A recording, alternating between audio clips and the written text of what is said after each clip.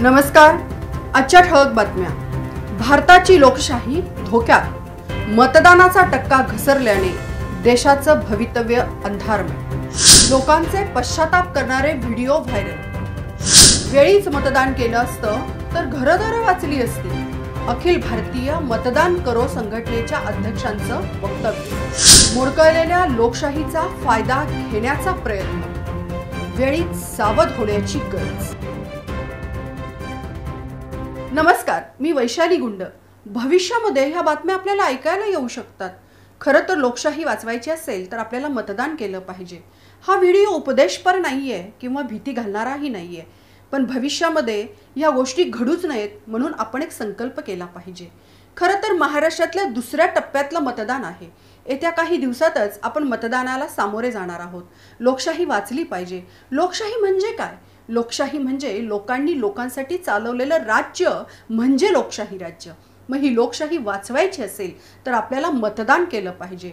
मतदानाचा हा अधिकार आपल्याला संविधानाने दिलेला आहे. लोक म्हणतात संविधानाची मोडतोड होतोय, संविधान बदललं जाणार आहे. ह्या सगळ्या गोष्टी जर आपल्याला घडू नयेत असं वाटत असेल तर आपण मतदानासाठी बाहेर पडलं पाहिजे. मतदानाच्या दिवशी खरं तर सुट्टी असते. सुट्टी ही सेलिब्रेशनसाठी नसते, तर प्रथम मतदान करून आपण राहिलेल्या वेळेस सेलिब्रेशनसाठी वापरावा. पण मतदान करण्यासाठी आपण स्वतः बाहेर पडत असताना आपल्या आजूबाजूच्या घरातल्या लोकांना उद्युक्त करावं आणि सोबत घेऊन जावं. खरं तर एक उदाहरण इथं द्यायचंय. काल मी काही ड्रेस शिलाईसाठी एका टेलरकडे गेलेली असताना ड्रेस देण्याची तारीख मला टेलरनी 7 दिली आणि मी सहज त्यांना बोलून गेले, अहो 7 तारखेला तर मतदान आहे, दुकान उघडं असणार आहे का? तर तो समोरून उत्तरला की ताई, मी सकाळी जाऊन मतदान करणार आहे आणि माझा दुकान उघडं ठेवणार आहे. खरं तर मला वाटतं हे उदाहरण यासाठी दिलं की आपल्यामध्ये सुद्धा एक ती सजगता असली पाहिजे.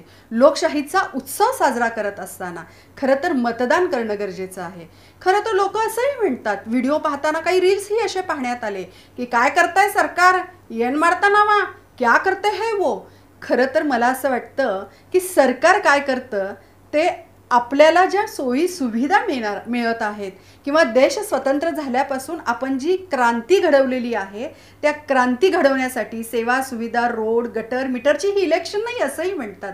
पण तुम्हाला खरं तर सांगायचं आहे की आपल्याला ज्या पायाभूत सुविधा आहेत, अन्न वस्त्र निवाराबरोबर आपण या शिक्षण असेल, बेरोजगारीवरची मात करणारी यंत्रणा असेल, वेगवेगळ्या क्षेत्रामध्ये किंवा आपल्या सभोवतालचा परिसर डेव्हलप होत असताना आपण आपल्या मतदान करण्याने आपण एक देशाच्या संसदेमध्ये संविधानाने दिलेला अधिकार बजावून एक व्यक्ती पाठवत असतो आणि तो व्यक्ती आपल्या गरजा पूर्ण करण्यासाठी तिथे आवाज उठवत असतो.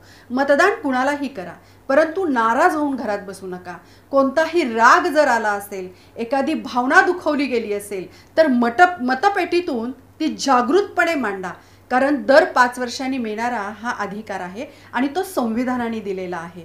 तर मला वाटतं कोणाला निवडून द्यायचं किंवा कोणाला पाडायचं हे जे ते ठरवतील, पण आपण नागरिक म्हणून, सजग नागरिक म्हणून, मतदार राजा म्हणून मतदानाचा हक्क मात्र बजावला पाहिजे. देहाकडून देवाकडे जात असताना देश मध्ये लागतो आणि त्या देशाचं कर्तव्य, देशाचं नागरिक म्हणून जे कर्तव्य आपल्याला बजवायचं आहे किंवा जे दान करायचं आहे ते मतदान असणार आहे. मतदार राजा जागा हो, परिवर्तनाचा धागा हो. मी मतदानाला जातीये, तुम्हीही निघा.